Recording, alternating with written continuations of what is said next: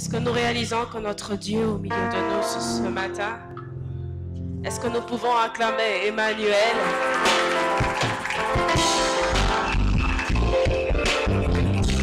C'est le seul Dieu qui nous a promis d'être là et qui ne peut jamais nous quitter. J'aime l'appeler Emmanuel, Dieu parmi nous, Dieu en nous, Dieu devant nous, Dieu derrière nous, Dieu à nos côtés, Dieu dans le combat, Dieu dans nos échecs, Dieu dans nos faiblesses, Dieu dans le succès, Dieu dans la bénédiction. J'aimerais que nous chantions rapidement seulement ce cantique pour certifier qu'il est là ce matin. Emmanuel est là.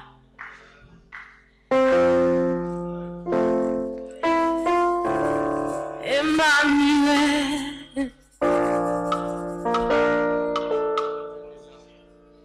Emmanuel est là, ici présent avec moi. Emmanuel est là.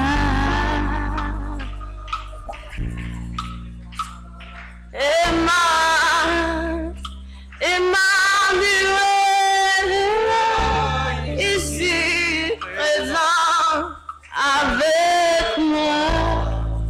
Il est là maintenant. Il est là maintenant. Je l'adore, Emmanuel. Il est là, avec moi.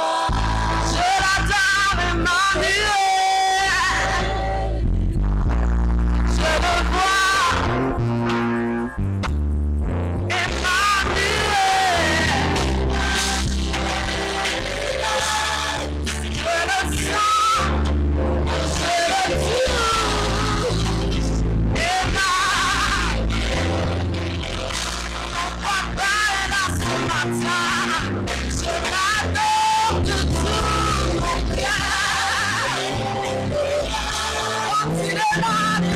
Sans guérir, quand il est là, il estime là. Quand il est là, il transforme la malédiction en bénédiction.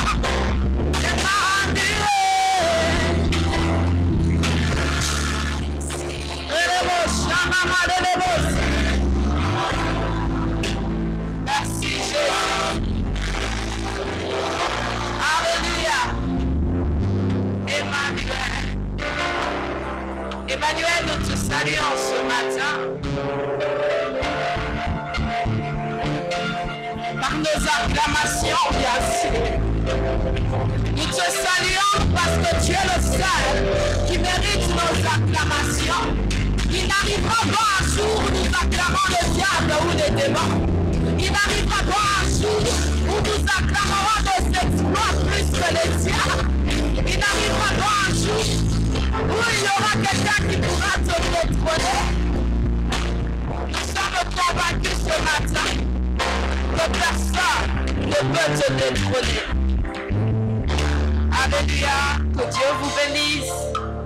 Vous pouvez reprendre place. Je bénis le Seigneur ce matin qui nous fait cette grâce de nous revoir. Et s'il nous a réveillés ce matin, c'est parce qu'il a un projet pour notre vie. Et je remercie le pasteur Eric pour cette marque de confiance, ainsi que tout le comité. J'aimerais nous inviter à lire rapidement le livre de 1 Samuel, le chapitre 1er.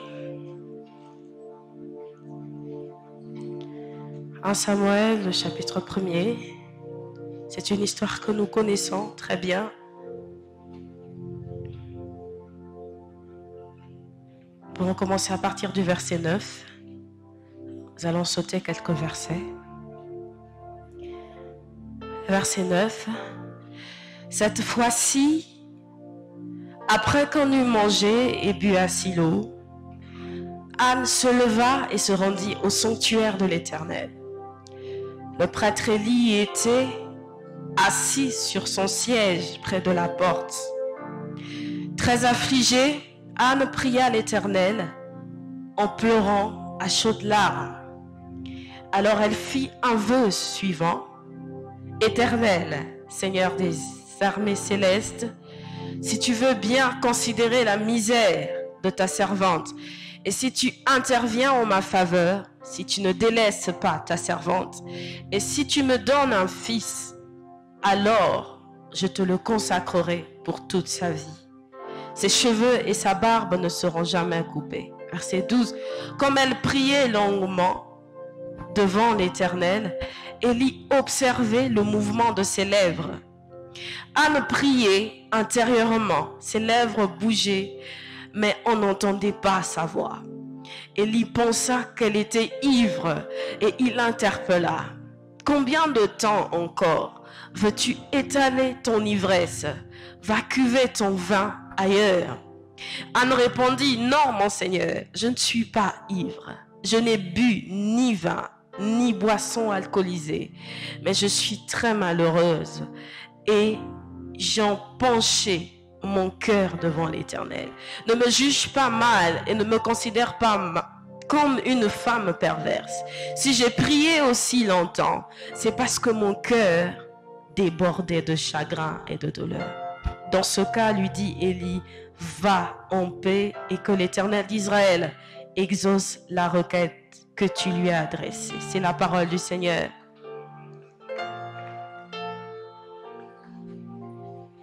Et le verset 21 nous dira au chapitre, l'année suivante, Elkana se rendit de nouveau à Silo, Anne n'y alla pas. Et le chapitre 2 évoque le cantique que Anne a composé. Alors Anne prononça cette parole, la joie remplit mon cœur, c'est grâce à l'Éternel. Oui, c'est grâce à l'Éternel. Mon front s'est relevé et j'ai de quoi répondre à ceux qui me blessaient. Oui, je jubile, car Dieu m'a secouru. Nul ne l'égale. L'Éternel seul est saint. Alléluia. Et nous pouvons lire tout ce chapitre 2 pour réaliser à quel point l'exaucement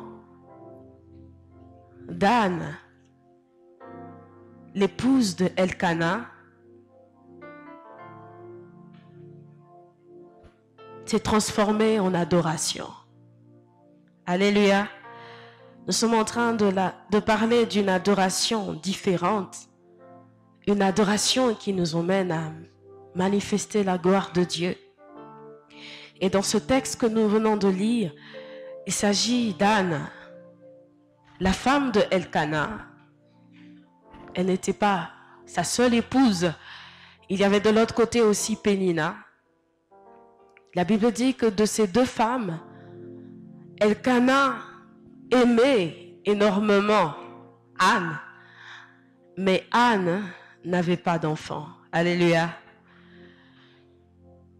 Et c'était une situation tellement douloureuse, au point où Pénina avait l'habitude de se moquer de sa rivale.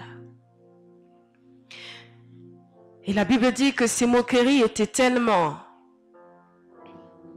tranchantes, blessantes, que Anne parfois n'arrivait pas à manger. Alléluia. Mais j'aimerais nous dire ce matin, s'il y a des choses qui nous ont enlevé l'appétit, l'adoration va nous redonner l'appétit. Alléluia. S'il y a de ces maladies, s'il y a de ces situations par lesquelles nous sommes passés, qui nous ont ravi le sourire, qui nous ont ravi l'appétit, moi je suis sûre que l'adoration va nous la redonner. Alléluia. L'adoration est capable de nous redonner ce que les situations environnantes nous ont ravi. Alléluia. Et en parcourant cette histoire, Anne s'est décidée d'aller au temple, mais de s'y rendre différemment. La Bible dit que quand elle est arrivée au temple, elle a décidé de changer ses habitudes et ses coutumes. Certainement que d'habitude, le sacrificateur Élie pouvait se rendre compte que Anne s'asseyait à un certain endroit ou avait de tels gestes précis. Mais ce jour-là, Anne a décidé de changer le protocole d'adoration. Alléluia. Nous ne savons pas dire d'où lui venait cette inspiration. Mais à partir de l'élan de son cœur, Anne a changé le protocole d'adoration. Et la Bible dit qu'elle a tellement commencé à pleurer, tellement commencé à prier, que même sa voix n'avait plus autant d'énergie. Et elle commençait qu'à bouger ses lèvres. On dirait une femme ivre. Alléluia. Il faudrait que cette année, que notre adoration donne l'impression aux gens que nous sommes ivres. Alléluia. Il faut que cette année, que notre façon d'élever Dieu pousse nos voisins à nous demander s'il nous a donné combien. Alléluia. Il faut que les gens arrivent à dire, mais pourquoi tu l'adores autant? Pourquoi tu le sers autant? Pourquoi tu fais autant de sacrifices pour lui? Il faudrait que le monde autour de nous remarque que c'est un Dieu qui mérite d'être adoré différemment. Alléluia. Il faut même que le diable s'étonne, comme il pouvait s'étonner juste par l'intégrité de Job. Il faudrait que le diable, en venant te tenter, s'arrête loin et dise, je ne peux pas tenter un adorateur. Parce qu'au moment où je viendrai le tenter, il sera en train de dire que Dieu est plus grand que moi. Alléluia. Il faudrait que le diable, la Bible dit résistez au diable et il fuira loin de vous. Mais la meilleure façon de résister au diable, c'est de rester constamment dans l'adoration. Alléluia.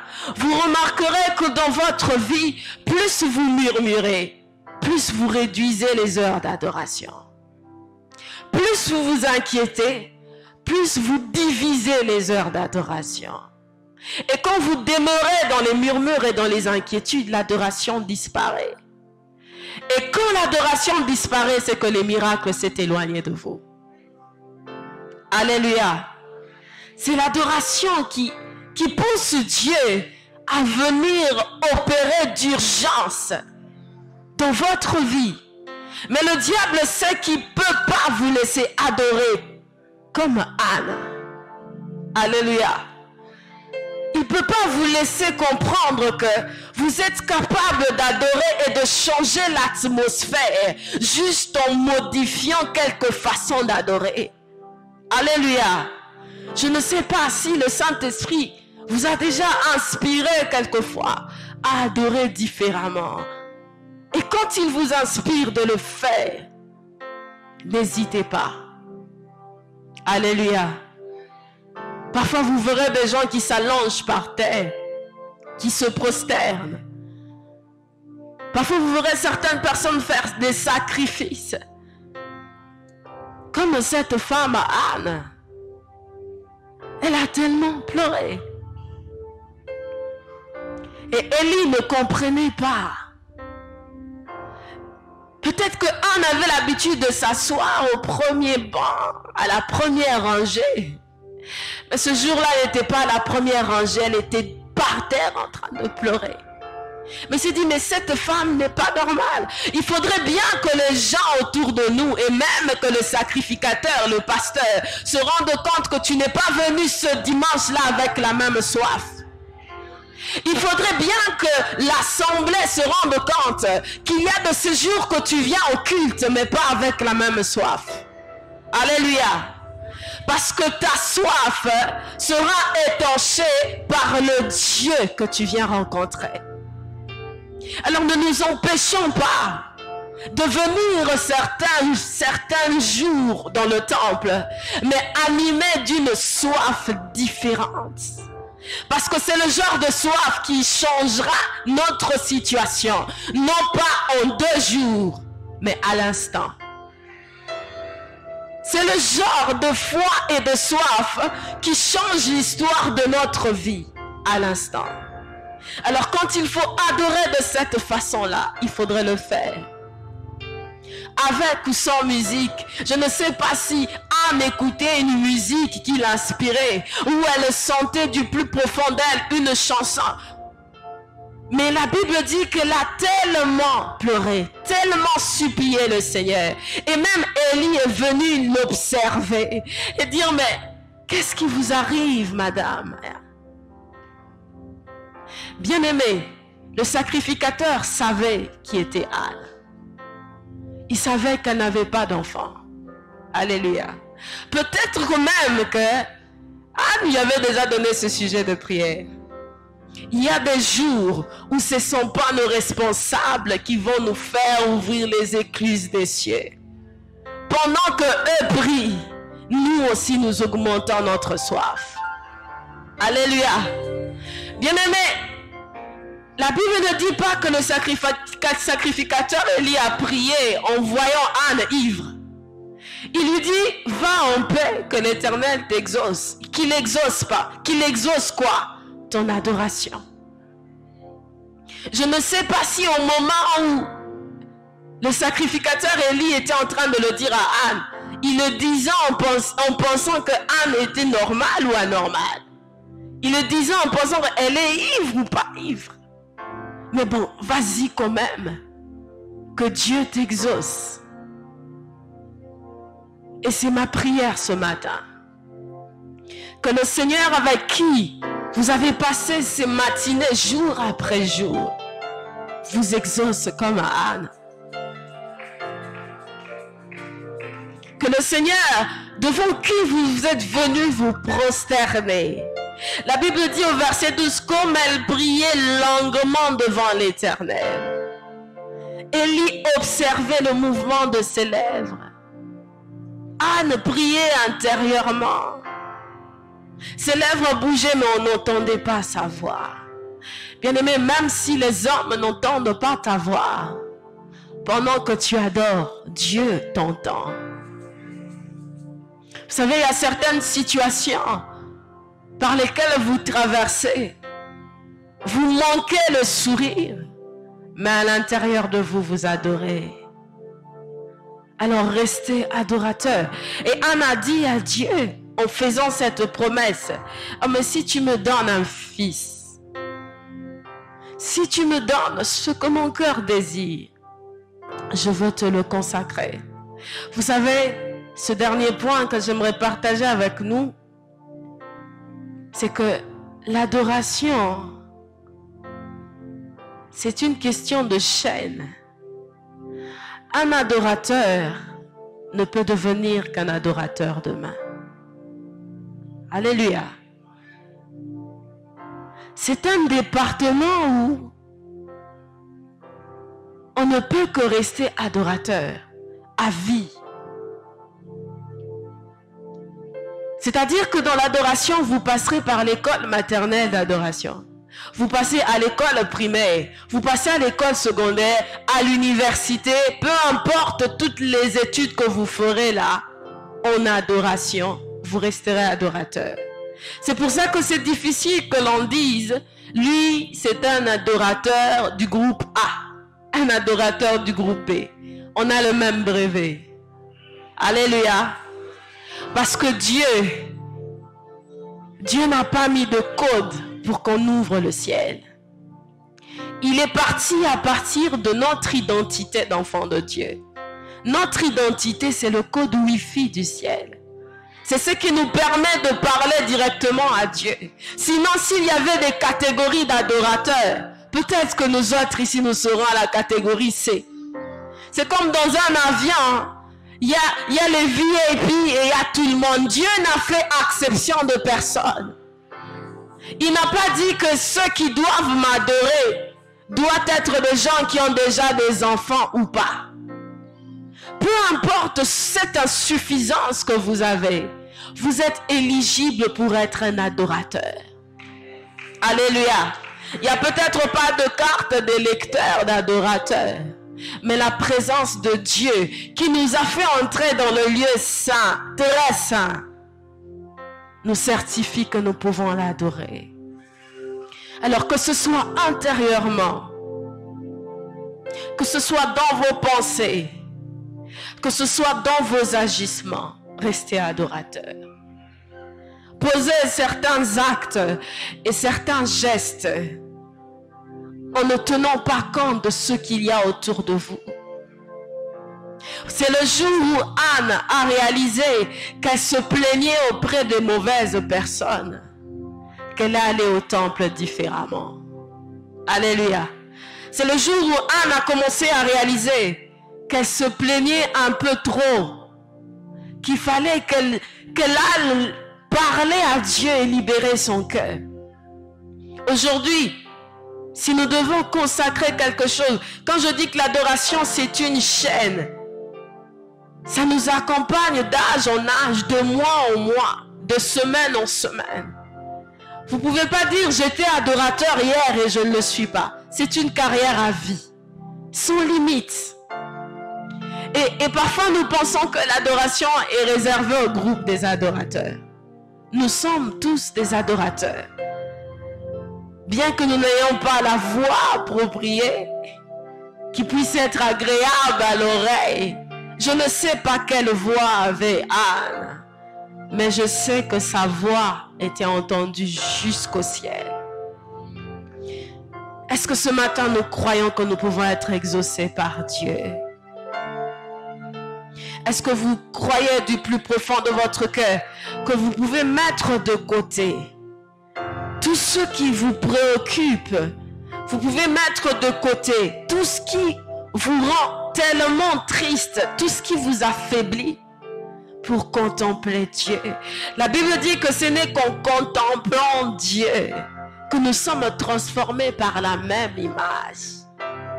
Et je vous assure, ce sont des mécanismes qui se font, mais qu'on n'arrive pas à discerner quand on adore.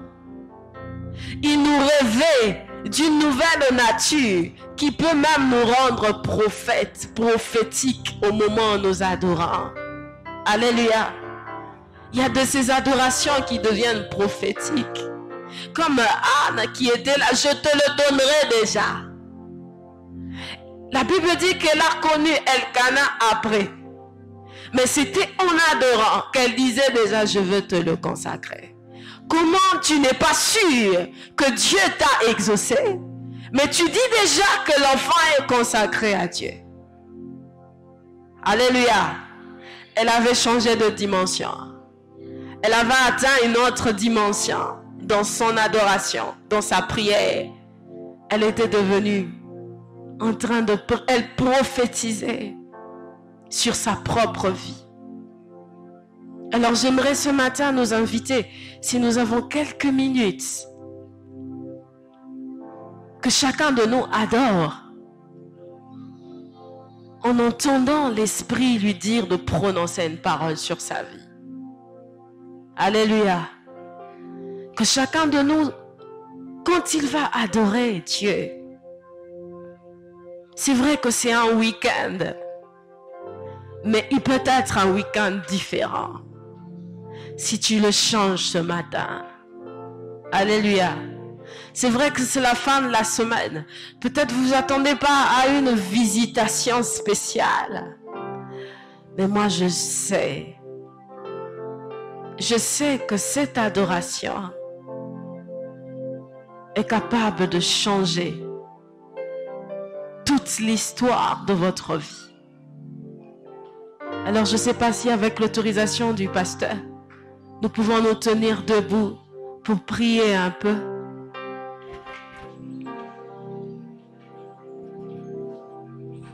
Il y a une chanson que j'aime bien chanter qui dit Yesu nanga mikolo nyonso. Yesu nanga wa mikolo nyonso.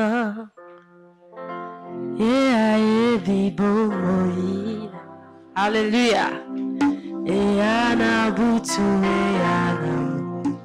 Yesu nanga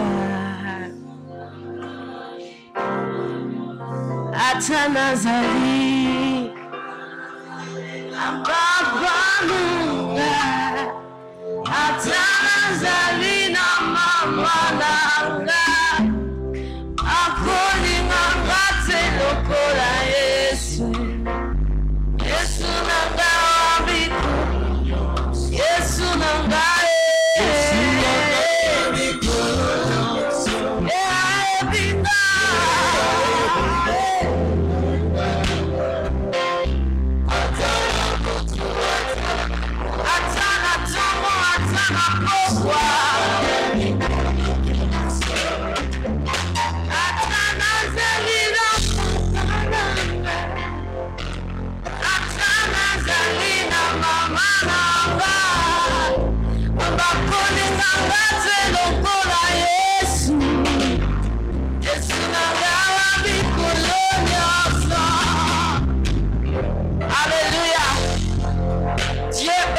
Dieu de tous les temps. Même si tu as Elkana, mais tu as aussi Dieu. Même si tu as Elkana, la personne qui t'aime énormément, mais la personne qui t'aime énormément n'est pas capable de tout te donner. Même si tu as une certaine position, il y a de ces positions qui ne peuvent pas tout te donner. Parce que j'ai vu des enfants de médecins perdre la vie, alors que leurs parents avaient fait des études pour maintenir la vie. Jésus est la résurrection et la vie. Est-ce que tu peux commencer à dire Seigneur, papa? C'est pour ça que je suis venu te prier le matin. Parce que je sais que tu es le Dieu du matin et du soir. Tu es le Dieu du matin, tu es le Dieu de midi, tu es le Dieu du soir.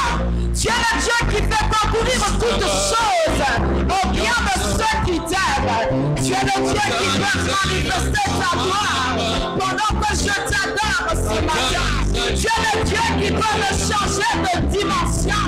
Oh, je peux passer de la dimension d'un adorateur qui craint à un adorateur qui peut prophétiser sur sa vie.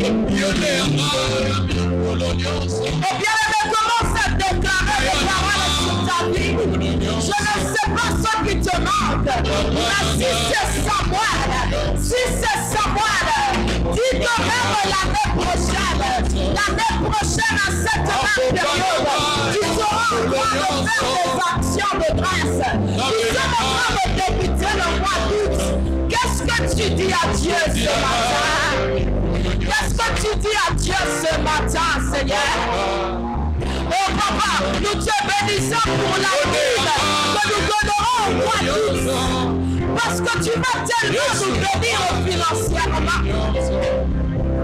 Nous te bénissons pour le travail. Que tous ceux de cette assemblée n'arrêtent pas de chercher. Parce qu'ils viendront te rendre grâce ce mois d'août. Nous te bénissons pour toutes ces familles, papa, qui sont en attente d'un enfant, papa. Parce que comme tu l'as fait avec Anne, tu es capable de le faire, Jésus. Nous sommes en train de rapprocher des réalités invisibles, papa, oh Dieu, pour qu'elles deviennent visibles. Parce que quand elles deviennent visibles, c'est la manifestation de ta gloire. Nous sommes en train de pousser au plus profond de notre cœur une adoration, Seigneur, qui rendra visible tes œuvres.